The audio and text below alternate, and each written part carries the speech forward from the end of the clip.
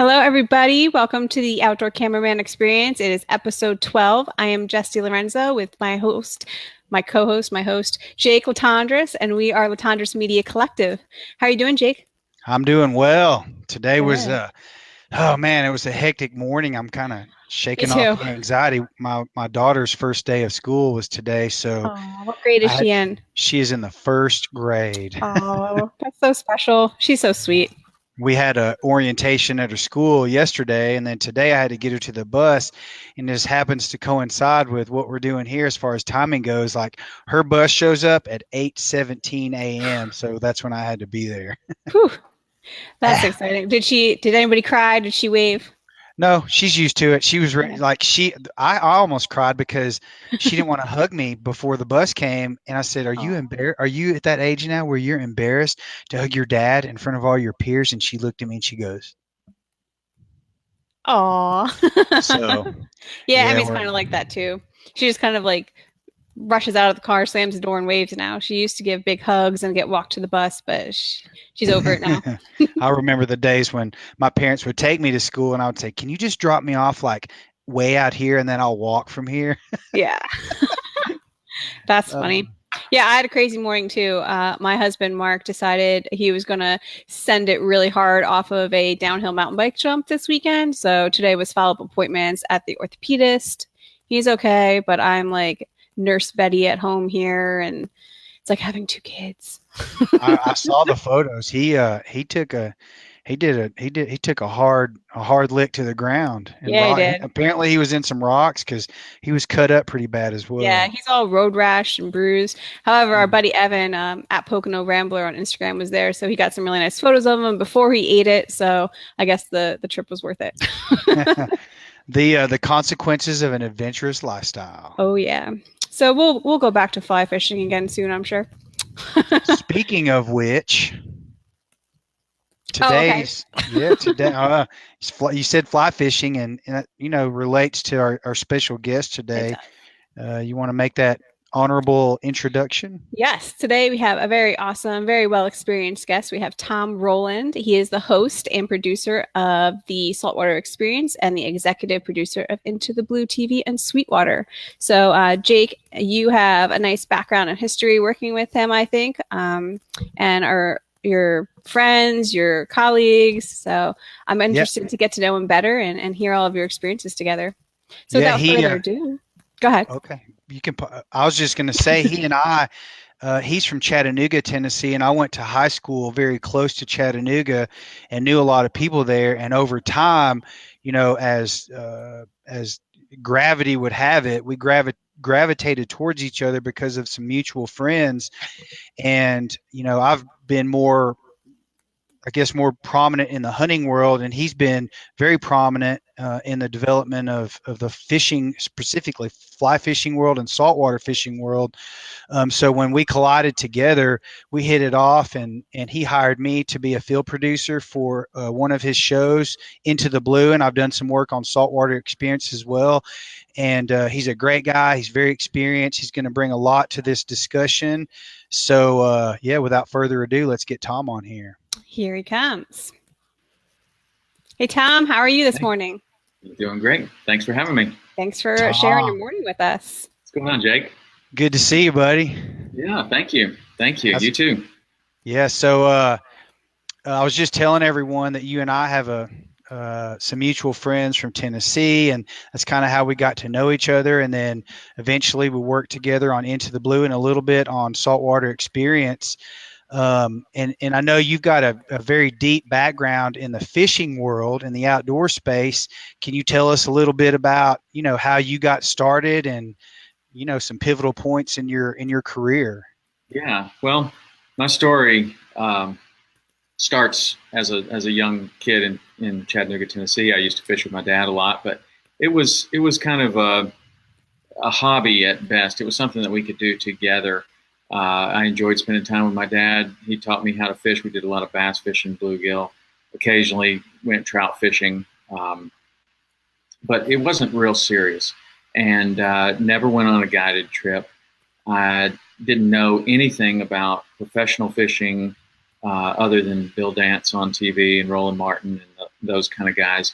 And it wasn't until probably my senior year of high school that I started getting more and more interested in fishing. And then for whatever reason, my first year at college, I went to the University of Alabama. And my first year, I just was very interested in fishing and wanted to fish. And I just started reading some, it starts with Field and Stream and Outdoor Life and kind of getting some generic fishing articles. And then you kind of gravitate over to, oh, there's this thing called fly fishing, and that looks interesting. And started reading those articles. And along the way, there was a guy at the University of Alabama that had been to Yellowstone National Park the summer before. And this guy just came back different. Like I knew him before, and he came back, and he was just different. He just had an experience that had changed his life and changed his outlook on everything. And I was interested, so started asking him about what he had done. And turns out you can just get a job in a national park. So I got a job in Yellowstone National Park. I took 3 of my friends with me, and we went out there and worked in Yellowstone. And pretty much right away, I gravitated right to the fishing. It was great back then. The Yellowstone River, right around Fishing Bridge and the Yellowstone Lake, that whole area was just phenomenal fishing. It was really easy, and there were tons of fish there. That's since changed with the introduction of the lake trout there. I went back a few years ago. There was almost nothing in that river. But I had an experience there where I was walking along the Howard Eaton Trail, and I looked down this high bank and saw a fish just sitting there. And to me, I had never seen water that clear, and I had never seen a fish just holding in the current like that. And it almost looked like it was floating in the air. And it's like, man, is that a fish? Like, what's going on here? And it just took me a while to kind of get everything. Kind of like if you were looking through a department store window, and you can see your reflection, and then you see the stuff inside, and then you kind of focus. Like all of a sudden you can see that there's glass between you, and you don't pay attention to your reflection anymore. It's kind of something similar to that. I look down, and I'm like, oh, the water's flowing over that fish. So I went around behind it and somehow flopped some kind of cast, and the thing ate it. And really, I describe that moment as when I knew that I was going to make my living fishing. I didn't know how. I didn't even know you could make a living fishing. I'd never been on a guided trip. I had never done anything outside of that. But I had such an incredible and powerful experience right there that I just was like, well, I don't know what this is exactly. I don't know how you do this, but I'm going to be doing this or something like this for the rest of my life. And the next summer, I went down to Jackson, Wyoming. I was in a guide school there, and the guy that ran the school, Joe Bressler, he hired me right out of the school. So I ended up working for him for about 7 summers. And then, is that at Jack Dennis? No, Jack Dennis was on the town square, and Orvis had started a brand new store off of the town square, and Bressler Outfitters was the house outfitter, and so they had an office in there. This is also just before A River Runs Through It came out. And so I got started as a fishing Brad guide. Pitt's the reason every girl started fly fishing. Yeah. Well, I mean, it had a major difference because that first year, I think we had 6 guides, and all of us were getting, 2, 3, 4 days a week. No, I mean, maybe the most senior guide was working 7 days a week during the season. And as you know, the Rocky Mountain summer is not that long. So, it was hard to make a living like that. Well, I got started like that, and that was kind of the expectation. Well, the next year, that movie came out, and the Rocky Mountains were flooded with people that wanted to go fishing. And most were beginners. Most, as I remember it, they were all coming because they thought it just was beautiful on screen and they wanted to experience it. It wasn't like they were a bad clientele. They were the most wonderful clientele. Most people came with their families or they brought their wives or husbands or whatever, and they wanted to learn how. So it was perfect for me, and it was the perfect situation because I got a lot of experience teaching. I got a lot of experience with wide varieties of skill levels, and was working a lot that year. And also that year, there were some big advances with rod design. The rods were easier to cast. The fly lines were getting a lot better. We had the Gore-Tex wader that just came out. So the whole thing, that time period, it wasn't just the movie. It was the movie combined with about 5 or 6 other advancements that really just had an explosion in the Western trout fishing world. And so I did that for about 7 years, and then I went down to Key West, and eventually started guiding down there in the wintertime and getting that started. And would do both for a while, out in the summer in Wyoming, and then down in the Keys in the winter and for the rest of the year. And migrated with the birds. Yeah, it was the endless summer. It was perfect. It was perfect except for when it was time to get married. My wife only asked one thing. She was like, "I like this lifestyle. Everything is awesome, but I'd really like to be like in one place. Like, so we can be out west or we can be in Key West. You pick it. I'm in." So obviously, even if you're working every single day in the summer, it's very difficult to make a living as a pure fishing guide. Most of the people that I know that are fishing guides out west are also carpenters in the winter, or snowmobile guides, or elk hunting guides, or something else. Nothing wrong with that. That's awesome. But I really wanted to just fish. That's all I wanted to do. I didn't have any interest in anything else. So I had to either go out of the country, or I didn't know about Key West at the time, but I migrated to the Keys and got that started, and it was a perfect fit for me. So that's I'm not gonna date us as far as age goes, but how many years after high school were you in Jackson Hole? Because I think. Oh, you can date me. I had my birthday yesterday. Just turned 50. There you go. Yesterday. Belated birthday. Yeah, happy birthday. What year were you in Jackson?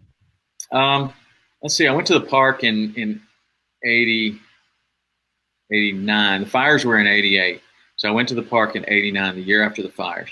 And then 90 would have been when I was in Jackson. So in 1990, that's when I started guiding. I was there in 88. And I lived in the hostel and was living in Teton Village at the time. So there was probably some overlap when you were there and I was there at the time. Yeah, how ironic is that? I was too young, guys. I was at home, high school. We were out getting it done. Experience. First time I went out west, I'm like, oh, I'm coming back. And then it's just been progressively more and more every year. Now I've got a place out there. It's like, soon, someday. That was my experience too. I got off the airplane in Jackson. That's where we flew in. That's where I flew in to go to Yellowstone. Well, it's interesting. I just looked up at those mountains and I was like, yeah, this is it. I feel good right here. That's truly getting cultured out there. And that's interesting that, you described that fish that was floating in the current, holding up in the eddy or wherever it was. And, you got attached to your entire life and your career and your future on that one experience as a pivotal point. And it's interesting how, when you talk to people in the hunting industry, it's always about a deer or an elk or something like that. And, we haven't talked about that experience being as powerful and resonating as it was for you in the fishing world. But it's interesting that same kind of, pivotal point can come with one fish and one experience. Yeah. I've heard hunters talk about it too, that, often it's not their first kill. It's their first hunt, or it's the first experience with this community of people, and they just all of a sudden just knew, like, this is what I'm going to do. This is how I'm going to spend all my time. And for me, it's just kind of funny. I didn't know that you could make a living fishing. I had no idea that was a thing. I had no idea that was possible. And so my first reaction was, I will just continue to work in Yellowstone National Park for the rest of my life, cleaning toilets. And I was going to be perfectly happy with that. I mean, that was not a problem. I was like, that's not a bad gig. No responsibilities. No, it's wonderful. It's the best job I've ever had, even to today. But I was just like, okay, well, that's what I want to do every day. And whatever it takes to get there, whether that's living in a car, whether that's working, cleaning toilets, whatever it is, that's what I'm going to do. And along the way, somehow I managed to find some other ways to do it. And it wasn't just trout. I also found out that it wasn't just trout fishing that I was that interested in. But when I went down to Key West and I saw permit and bonefish and tarpon and barracudas and sharks and the endless opportunities for exploration down there, I got equally as excited about that. And, there's just this stair-step pathway to, okay, well, now you can, there's a thing you can guide people, which was all new to me because I had never been on a guided trip. So that was interesting, but it just kind of, it's a stair-step process. So when was the first time you how did you transition for the first time from fly fishing guide to doing something with photography or videography? Let's see, I guess it was back in 1998 or 9.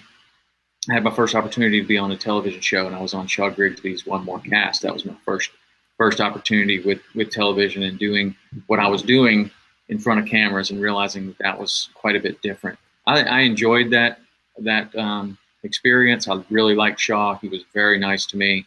His crew was super cool, great people. I'm still in touch with them today. And I liked that. So I just kind of filed that away. And then Shaw came back, I think, the next year, and we did another show. And then there was something called the ESPN Great Outdoor Games. And I was invited to the ESPN Great Outdoor Games, and I knew about it well in advance. I practiced endlessly. I mean, I would guide all day, and then I would go out to this football field and practice my casting for 3, 4, 5 hours a day. And I was ready for that competition. I went up there and ended up winning it. And when I came back, it's like, oh, now things are really going to happen. But nothing happened. The phone didn't ring. Nothing happened. So I was like, well, maybe I should call some people. And so I called some of these television shows, and I was like, hey, I got a good story for you. Here's a Key West guide that wins this international trout fishing competition. Maybe you guys should come down and fish with me, and we'll do a TV show. And everyone that I proposed that to thought it was a great idea. And in the next year, I did over 30 shows as a guest for everything from real shows like, Fly Fishing America and John Barrett's productions and stuff like that, to stuff like RV Today. Like this RV show would come down, and somehow, I don't know, people would see it on TV. And so it was like a snowballing thing. Like once you're on TV a lot, then you become the go-to guy, I guess. I don't know how it all happened, but momentum, over 30, over 30 shows in about a year. So I was doing them all the time. And then something else caught my eye, and that was these professional redfish tournaments. Mm-hmm. And they're operated like bass fishing. It's a 2-man team because redfish, you can only keep one redfish a day, so that doesn't make for a very exciting tournament. Everybody's keeping one fish between 18 and 27 inches.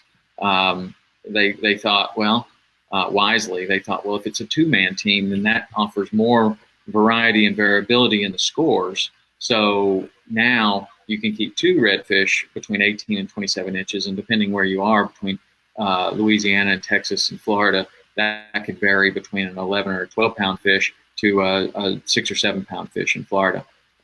So there was enough variability to where it made it interesting. So that's where I hooked up with Rich Tudor, my partner, and we went and started fishing these redfish tours. And we had been doing a lot of tournaments in the Keys, and I just kind of thought that doing tournaments was going to be a good way to develop sponsorship and kind of take whatever I was doing to the next level, and also and compete with some of these people that were obviously incredibly good at what they were doing. So I looked at it as a learning opportunity, and it definitely was that in many, many ways. But that took me away from my family, and I had 2 little boys at home now that are 21 and 19, both out of the house as of this weekend. I took my second son to college. My first son's out in Montana. Did he cry and wave as he left? No, not really. Much to his mother's dismay. It was more like, I think it's time for y'all to go. But anyway, we were doing these tournaments. We were up in Louisiana, and Hurricane Charlie came over, dead straight over Key West, and my wife was there with our 2 little babies, and she couldn't get out. I couldn't get to her, and I just decided at that moment, I'm completely done with these tournaments. I will never do these things again, and I'm not going to be away from my family. So Rich and I had a lot of time to talk from Venice, Louisiana, back to Key West, and that's where the concept of this TV show started. He was like, well, I get it that you're out, and that's fine. But how do you think we could continue to do something similar to what we're doing? We've developed all this sponsorship. It's a shame to just throw it away. And I was like, man, I don't care. I'm throwing everything away. I don't want to do any more of that. I'll just guide every day, and I'll stay at my bed. And Rich wisely was asking some more questions like, well, how do you think we could stay at home and still do something like what we're doing? And I was like, I don't know. I guess we could do a TV show. And he's like, well, what do you know about TV shows? So I did like 30 of them last year. Didn't look that hard to me.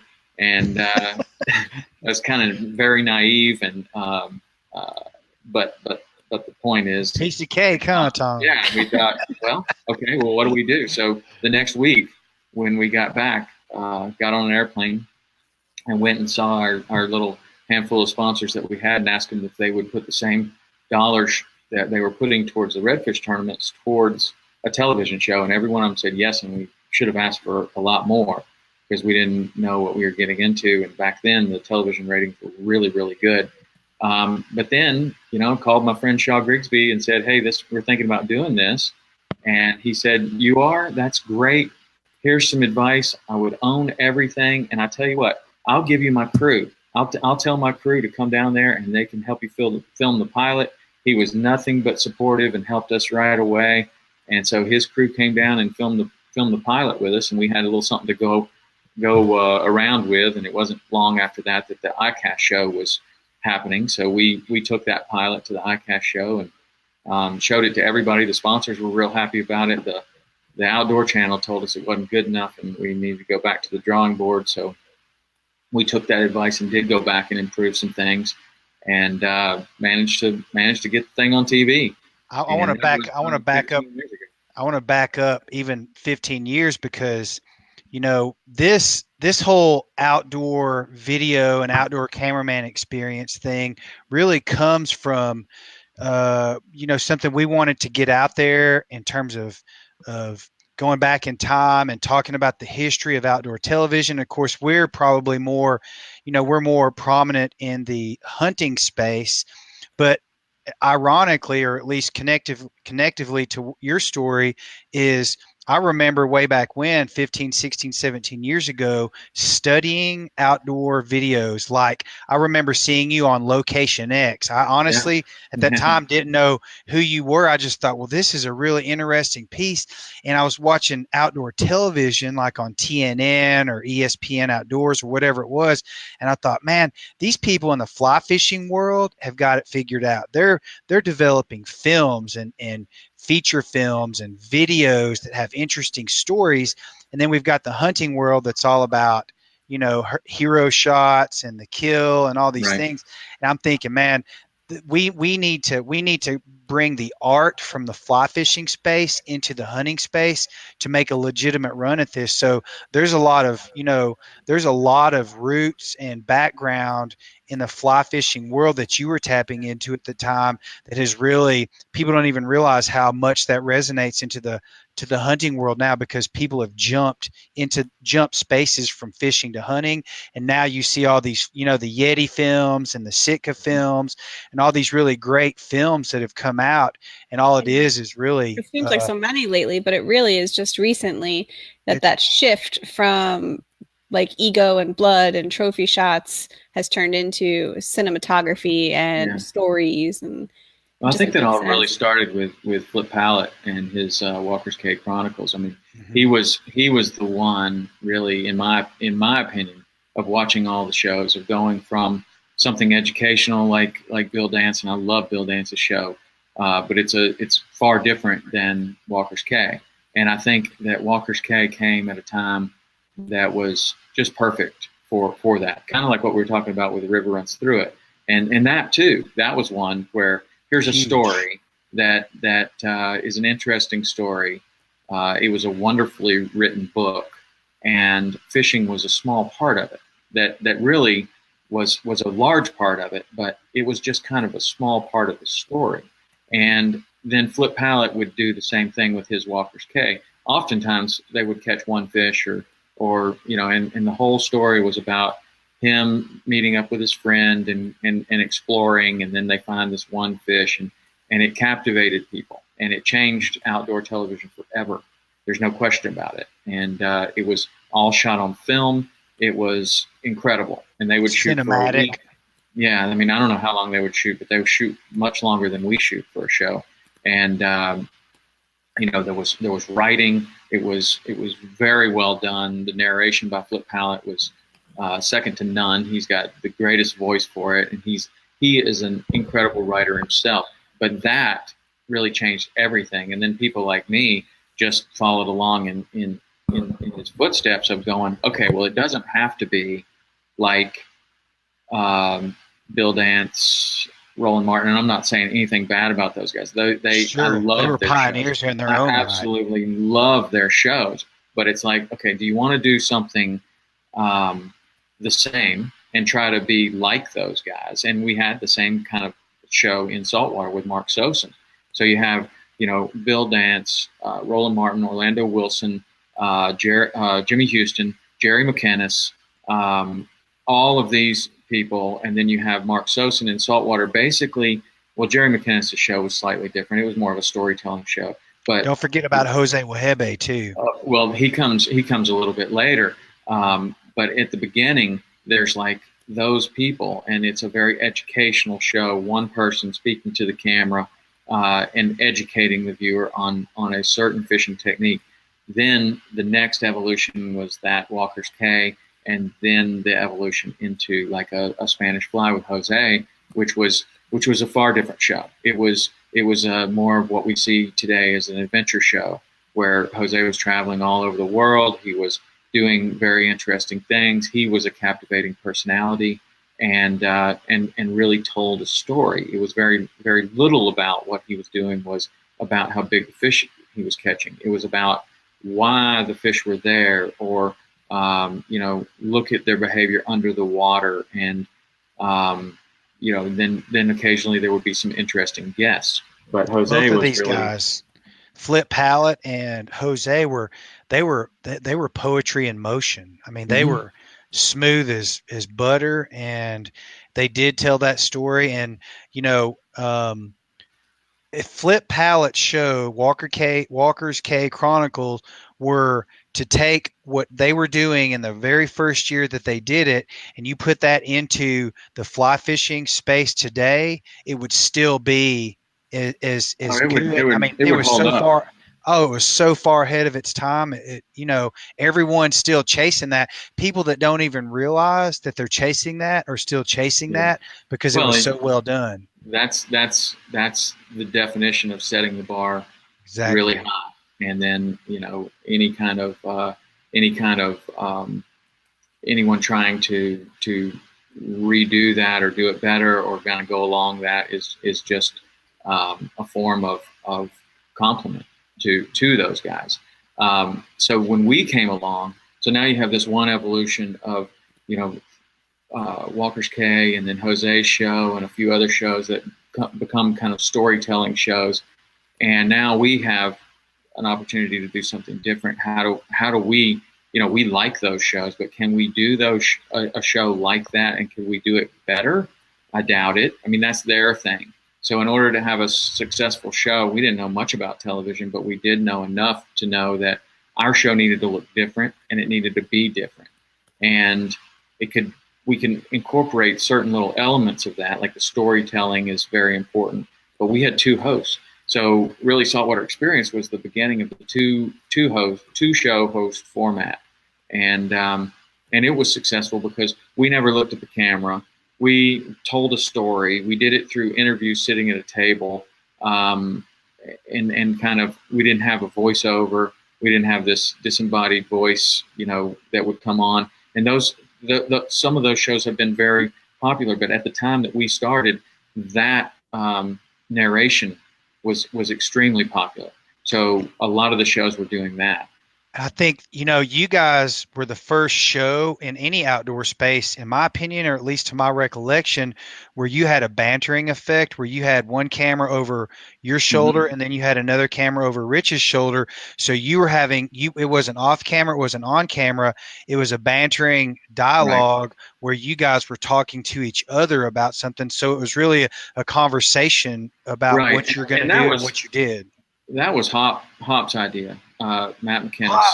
Yeah, Hop came up with that idea because we were struggling to figure out how our show was going to be different. What was it going to be? We knew that instruction was important. We knew that telling stories were important. We knew that this friendship that Rich and I have is important. But were we going to do this with stand up straight to the camera, or were we going to do this? How were we going to do this? So we were fishing guides. We were both fishing guides, and there's a challenge in someone that knows a good bit about something speaking to someone who knows nothing about it. How do you do that in a way to where you're never talking down to your audience, to where it doesn't seem infantile or whatever?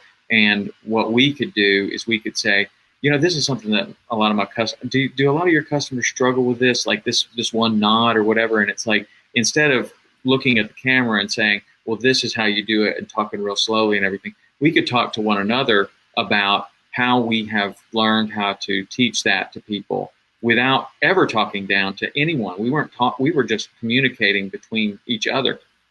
It turned out it was really effective, and it was fresh.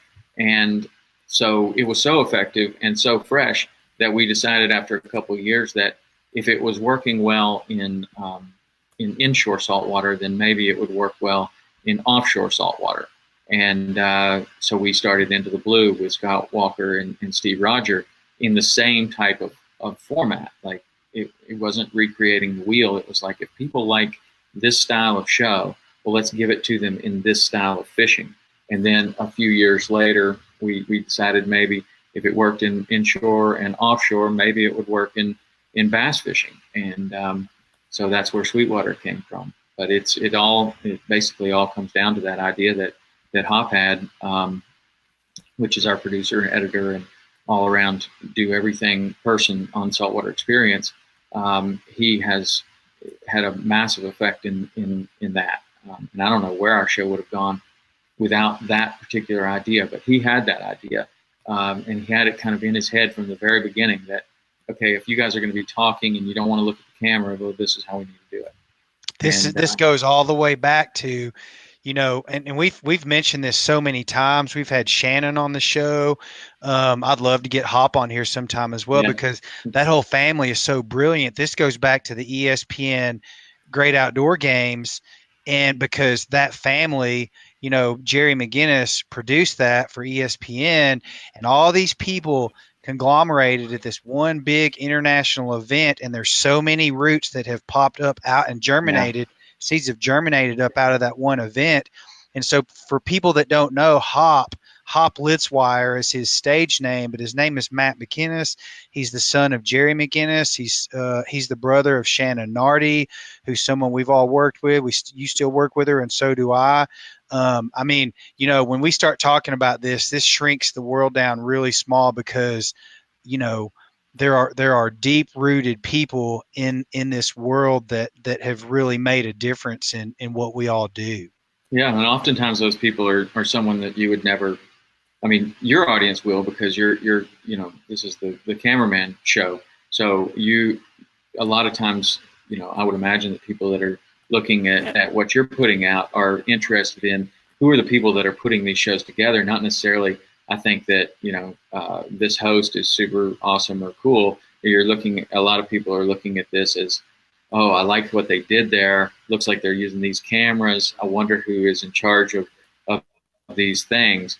And some of those people that are behind the scenes are really incredibly influential. I would say in some cases it's the host that has a vision of what he wants the show to be. But if he's smart, in my opinion, I don't know. Some people have a lot more experience than I had. I was smart enough to realize I don't really know what I'm doing here. I'm going to find somebody that does, and I'm going to listen to what they say. I was going to say you have a really unique way that you entered into this industry. I mean, you started off as just a fly fishing guide, and just your experience being on the shows and being around the shows built up your kind of your weaponry to start your own show. So, I mean, correct me if I'm wrong, you don't have any formal camera or TV training or experience. So, I mean, you've learned on the fly. I mean, that's what so many people I don't have doing. any formal training in fishing either. Everything that I have done has been through the school of very hard knocks. And there have been, there have been some successes, certainly, but there have been some real hard, painful failures that's pretty much the only way I know to learn is just go for it and do it and not be afraid of failure because it's going to happen. And, There's a big message throughout so many of our guests and our show in general. Just there's so many people who are, how can I do this? Where can I go to learn it? Who can I contact? And it really just all boils down to the same message, just going for it, putting in the time and the hours and paying your dues. And there's no magic dust you can sprinkle. There's no replacement for just experience and failing, because I mean that's where you make where you learn the most, when you fail. Well, I think that if you there's paralysis by analysis. Like if you want to do something and you just keep thinking it through and waiting for the perfect time and waiting for the right opportunity to come along, you're just never going to do it. There's never going to be a perfect time. There's never going to be the absolute perfect opportunity. And I had on my podcast recently, I had this guy, Gene Jensen from YouTube. He's a big time YouTuber, Fluke Master. And he says his number one question that he gets is, hey, I'm thinking about starting a YouTube channel. What should I do? And his answer is, well, you should stop thinking about it and do it. Like, why are you asking me this question? You should be actually doing it. Then there'll be other questions that you have, and I'm happy to answer them. But until you start, I can't really do anything for you. And that's not this guy wants to help the world. I mean, his whole tagline is teaching the world how to fish, and I think his tagline would happily be teaching the world how to do a YouTube channel. He wants to help people, but if people can't help themselves and get started and move in the right direction towards their goal, it's very difficult to help anyone to get there, because a lot of people don't even know what their goal is. Everybody wants just a manual with a step-by-step guide for everything. Yeah. And how should I price this? Who should I contact? And it's just like, what kind of camera should I buy? What lens should I use? Well, whatever camera you have in your hand right now, start using that one first. Exactly. Like you said, it's the same exact thing. Then come back, we'll talk, and I'm happy to share information with you. But, I'm not going to, try to teach you something unless you're actively in motion. Then we can talk. Right. Well, that's something that's always been, that's always stood out to me with you, is that how, I'm not going to say aggressive, but how intelligent you've gone about your business and how you've built. I mean, it's an apprenticeship and it's phases, and you have to have day one before you can get to day 365. And, you've always progressed. We've had, private conversations about the transition from the television space to the digital space, and how's that going to work? There's a lot of confusion. Where's all this going? Let's try to develop a vision. And I think that's the important part. Once you develop a vision, then you can develop goals, and then you can start executing those goals. Mm-hmm. Yep. I believe that wholeheartedly. How did I want to talk about Into the Blue, because that's so, that's close to me, because I've shot several episodes with you guys down in Key West and different places in Florida. How did you come about Steve Roger and Scott Walker? How did you select them to be your talent? Yeah, well,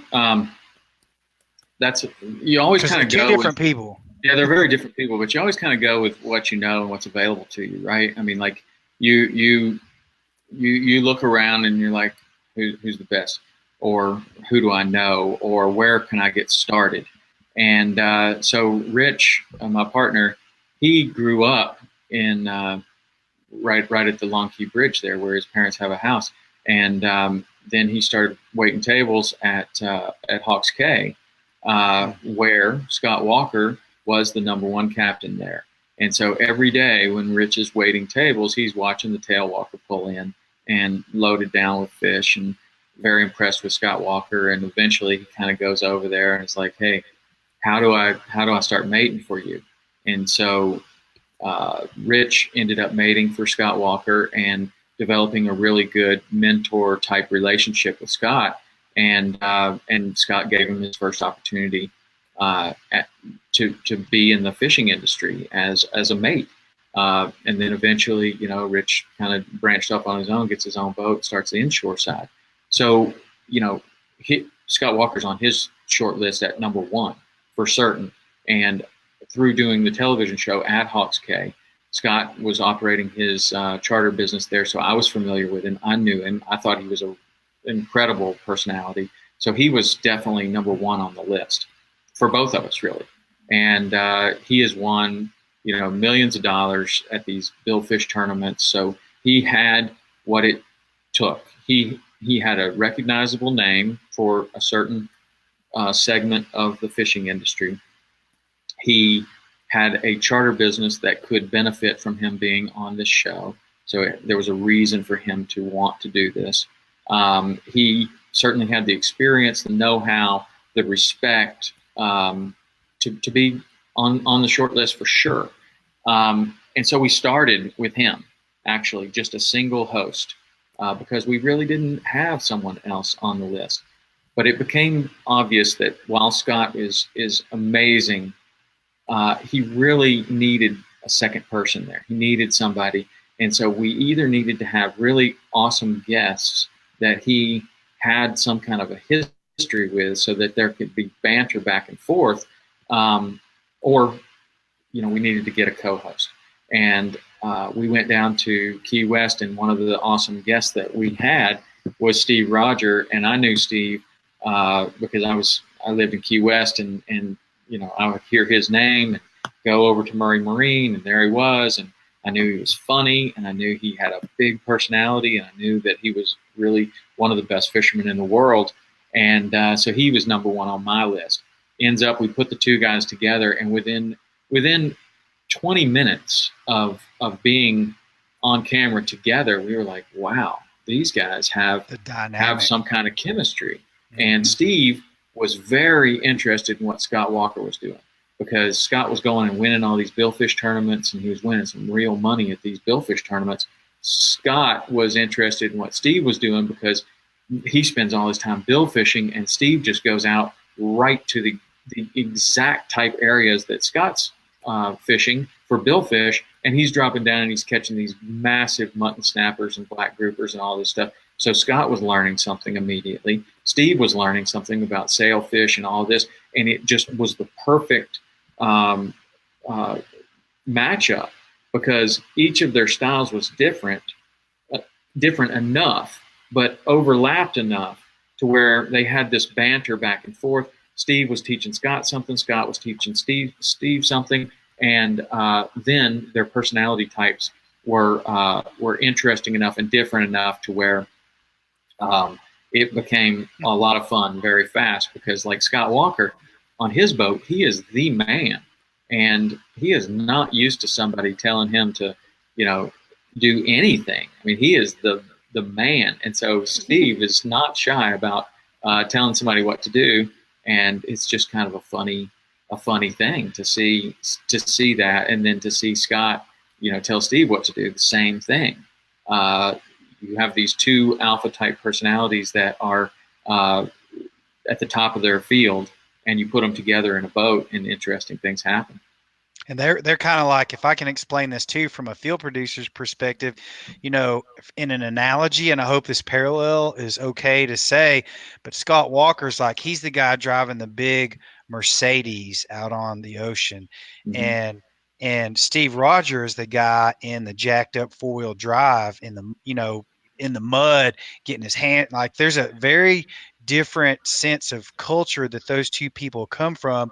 And when you meshed them together and develop that dynamic where they're showing each other in the same exact space, but they're sharing each other's world in that space, the dynamic works really, It's really very, beautifully. very interesting. And then Steve also has a tremendous background in both diving, spearfishing, commercial diving, commercial lobstering, commercial fishing, and that's a whole different animal too. Because when you go out to go yellowtailing, for example, for those that don't know, you pull up to a reef and you start chumming, and these yellowtail snapper that can be up to 5-6 pounds will come up behind the boat. They can be very difficult to catch. And there is a style of fishing that you do with your charters where you're out there to catch, a limit for the boat, which is probably 6 or 8 of them a piece per person. And then you're going to move on and do something else. And then there's an entirely different style of fishing where your livelihood depends on how many of these you can catch. And there are a lot of different strategies. And obviously, if you can catch a boatload of those yellowtail snappers, then if you go over back into the guide world, you can catch a boatload of those yellowtail snappers for your customers.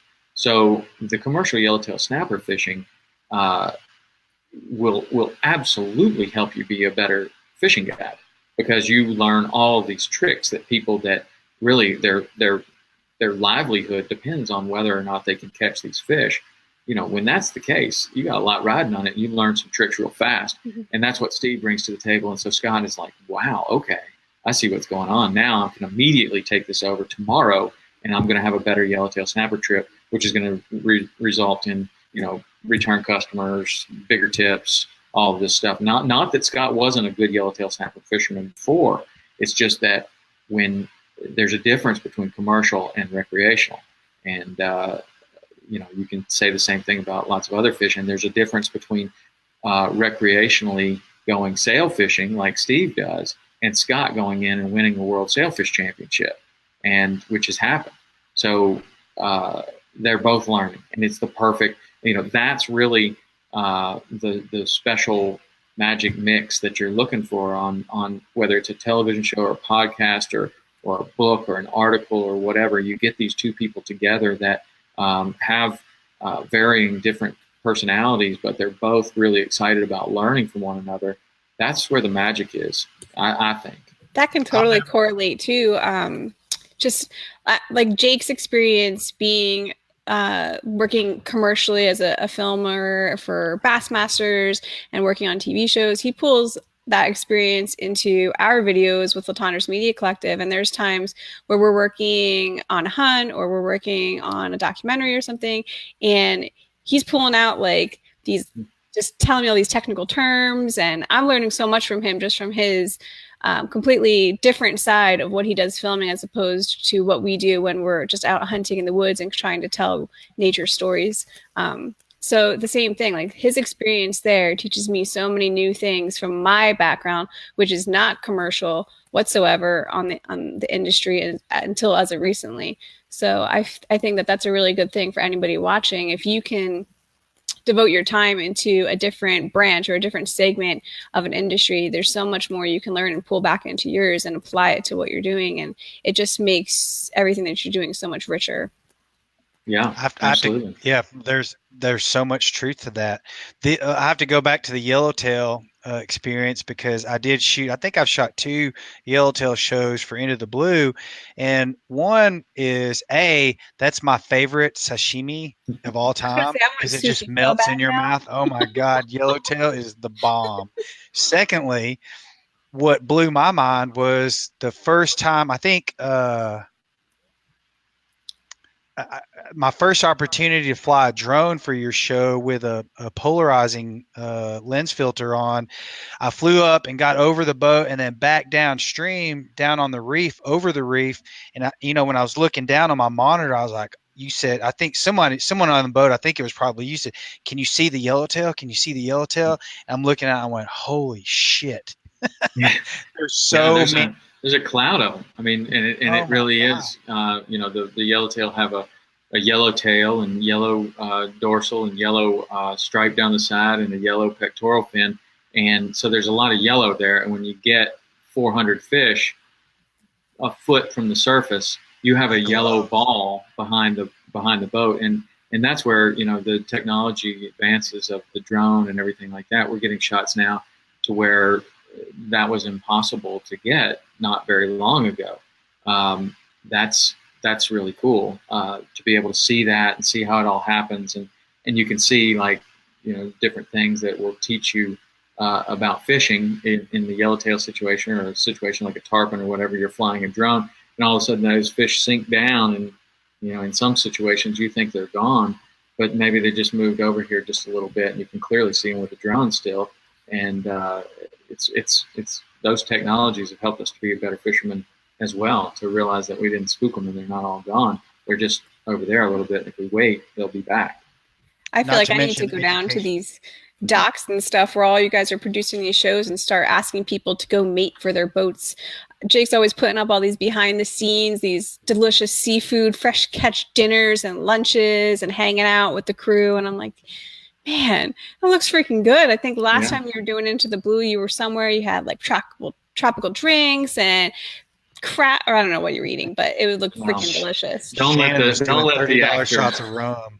don't let the after pictures fool you. Into the Blue is probably, I'll go swap some decks. I just want to go get the convention. Don't worry, there's plenty of that. But Into the Blue is probably the most challenging. Well, it's definitely the most challenging show of the three that we have. I mean, rarely. It's very much like a fishing tournament, and very much like when you invite your dad or your best friend or your wife to go fishing with you. All of a sudden, the wind blows 35 miles an hour, and the same thing happens in fishing tournaments all the time. It's beautiful, wonderful until the day before the tournament, and then it's blowing 35 miles an hour. There are white caps all over the lake. It's a horrible day to be out there, but that's the day the tournament's happening. For whatever reason, we get a lot of that on Into the Blue, and we're going, basically we have a lot riding on the show, and basically we're going. And I don't think we've ever canceled. Can you talk a little about how you guys stabilize your cameras and all the equipment on these boats? I know some of the boats are outfitted to do it, and other times it's like riding a bucking bronco with the camera on your shoulder. Right. So let me show you our stabilizers.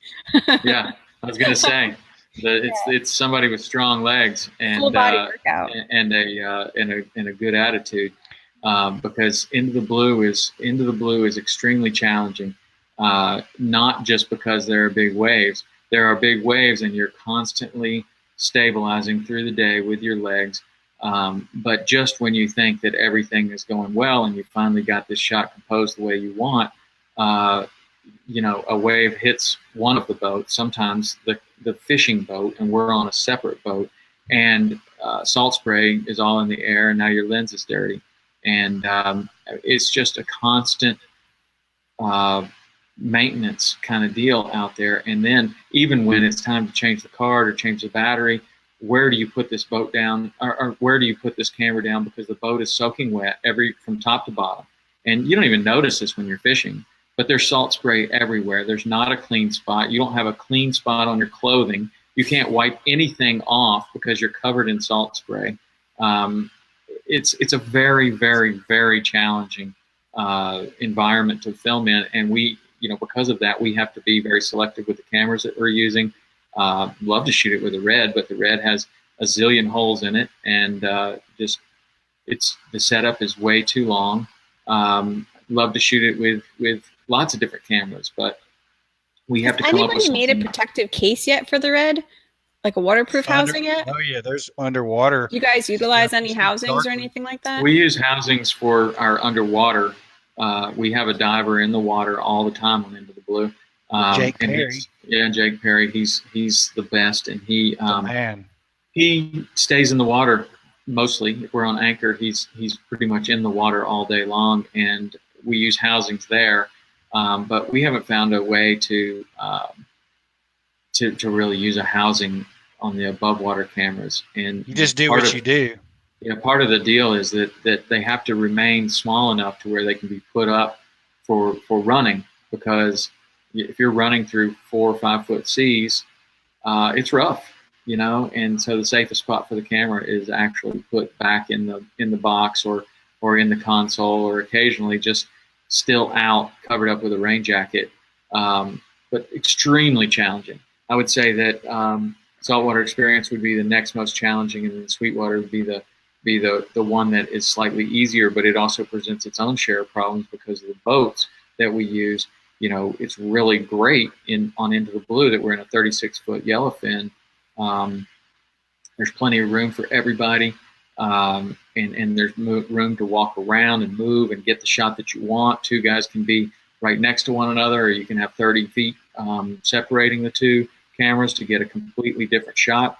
But then as we go to Saltwater Experience, we're usually in a 24 or 17-foot boat.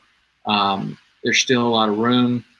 But as we move to Sweetwater, now we're in bass fishing boats, and you're having 2 people on the boat plus a cameraman often, which is slightly different in a lot of cases to what you're doing in the professional bass tournaments, where you just have a cameraman and the angler, and you're really not trying to capture necessarily the story as much as you can't miss a second of the action. Like if he were to get the bite that wins the Bassmaster Classic, you can't miss that. So there's constant focus on that person. In our deal, oftentimes we have 2 hosts and 2 cameramen on a bass boat, and that's difficult. It's like having 10 clowns in a phone booth. Yeah, it is. So each show presents their own share of problems, and it's not problems; it's really a challenge. And my feeling is that you got to have the right personnel on each one of those shows. And and there are some people that we work with that can translate all the way across all 3 shows, but then there are other people that really are best on this production or on this production or on this production. That people don't, to describe the challenge, when you show up for a shoot for Into the Blue or Saltwater Experience, and I've never worked on Sweetwater, but I'm assuming it's the same thing because we share the equipment, is you get there as an outdoor cameraman experience. You get there, you have to build the cameras because they come in from, your office in Key West or wherever it is. You have to build the cameras, charge the batteries, get everything set up for data collecting and then data transfer. Then you go out, you get on the boat, and there's four people that are working together as a team in this dynamics. 2 camera guys, 1 guy shooting tight, 1 guy shooting wide, and then 2 anglers, and they're working together.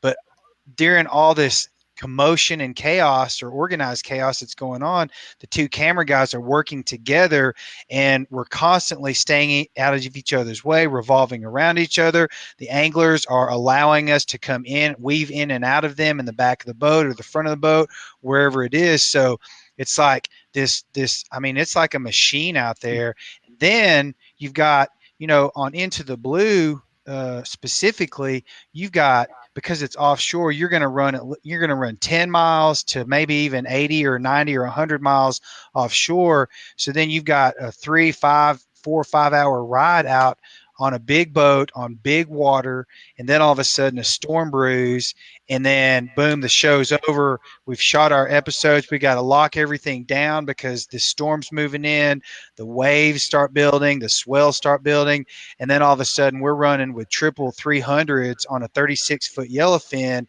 We've got a 60-mile ride back to Key West, and we're literally going 50 or 50 miles an hour in 5-foot swells, and it is an ass whooping, is it not? It sounds like you've been there before. How many cameras have you guys lost? You guys ever lost a camera overboard? We've lost a few, and then we have a few that just over the years with the salt spray and everything else, despite the maintenance and cleanings and everything else, that they just have to be retired after a while. Stuff gets broken all the time. It's pretty much a constant kind of deal. We've lost a lot of microphones and audio kits if the angler goes off overboard, or if they're just getting soaked with salt water, on one side of their body as the waves are hitting you on one side. It can go down to your battery pack. You don't even realize it's happening. Next thing you know, that audio is shot. So we usually have, if there's 3 people mic'd on that particular show, we'll usually have between 6 and 9 backups, a backup for each person. And it wouldn't hurt to have 2 backups for each person, because it happens. And then sometimes, you have issues with the frequencies and stuff like that. And we've had to just change them out. You don't have a lot of time. You've just gotten there and sailfish is right over there, and we need to catch it. And there's not time to do any sort of a frequency change or anything. So it's just pull that pack off, get it set up with somebody else, and go for it. But yeah, that show's challenging. It's definitely challenging. And while you have 2 cameras on the surface, we also have a still photographer mixing in between these guys and between the anglers. And then at the same time, you have somebody in the water. So both the camera boat driver and the host talent, cameraman, still cameraman, everybody has to be aware that this person's in the water, so nobody can accidentally bump the throttles. My job when I'm the camera boat driver is to keep my eye on that person 100% of the time. I never take my eyes off of the diver in the water, and you just always have to, and everybody has to know that he just went in the water, even if that means that you interrupt the shot, because it's actually the most important thing that we're doing is keeping him safe. Any crazy stories with the divers? Well, yeah, Jake Perry he's a Key West conch. He's lived in Key West his entire life, and he's done all kinds of commercial diving and spearfishing, and he's really not afraid of anything. But he has a tremendous amount of respect for the ocean. He'll swim with any creature down there. But when Jake comes up and he says, I think I'm going to get out now, you definitely listen to him, because I have seen the footage of what was happening moments before, and he's being basically bombarded by 8 bull sharks. He's in the water that's chummed, right? Yeah. Oh yeah. Yeah.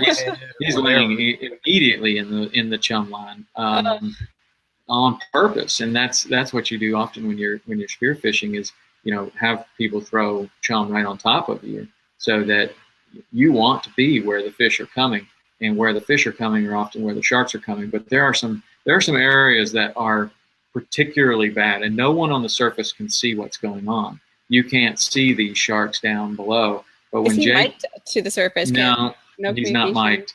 But when he comes in and says it's time for him to get in, that in his soft-spoken way means I don't know what I would. I don't know what I would be saying, but it would have a lot of cuss words, and I would be walking on the water.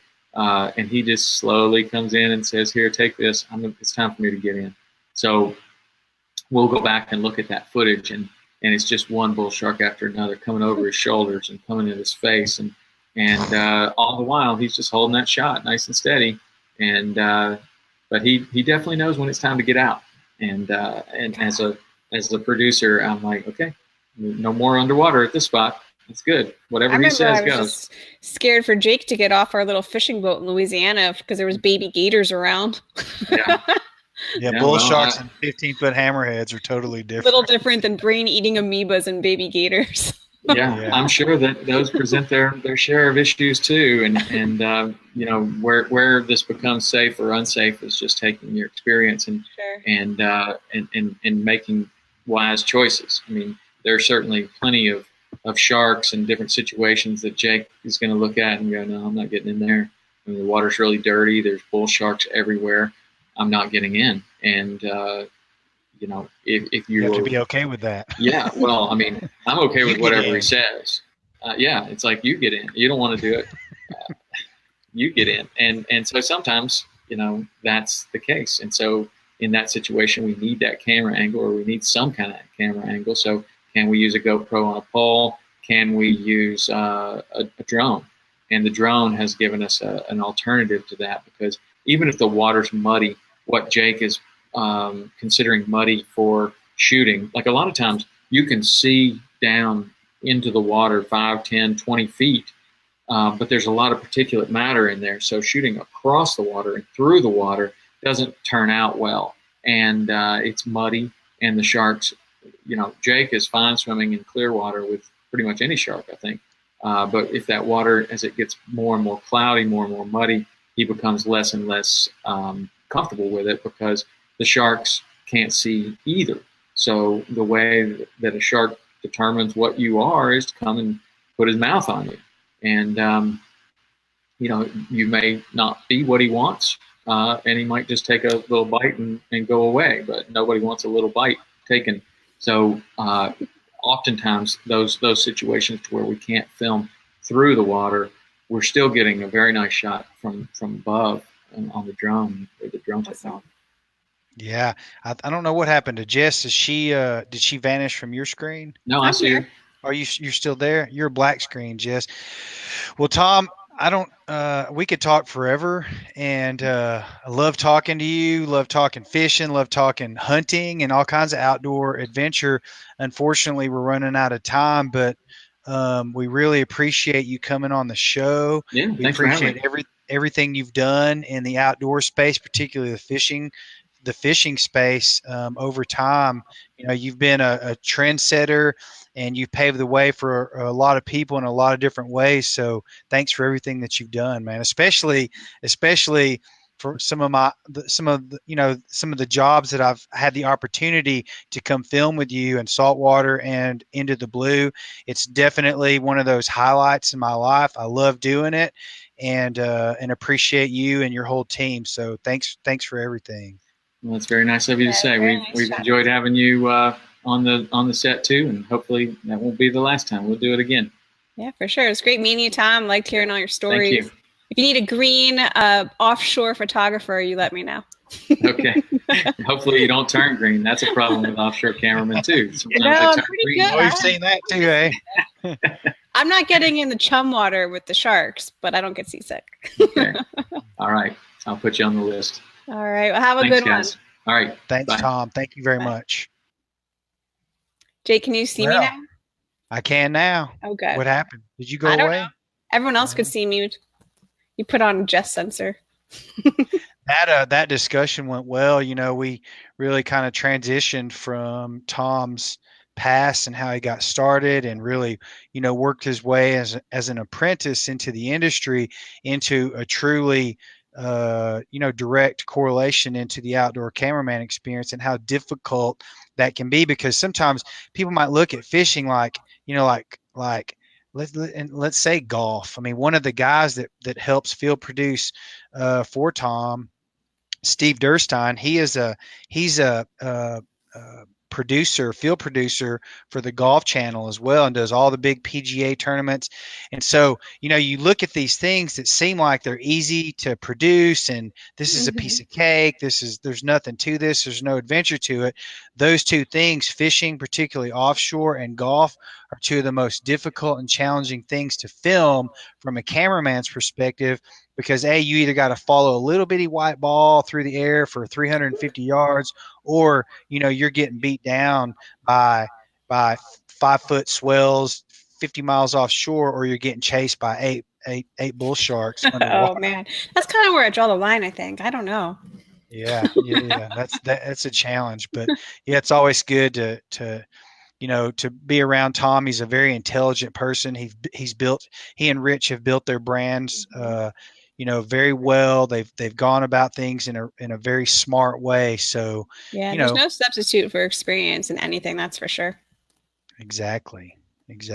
Well, we're out of time again. Yeah, big news though, everybody. This is a news flash. We have our own YouTube URL now.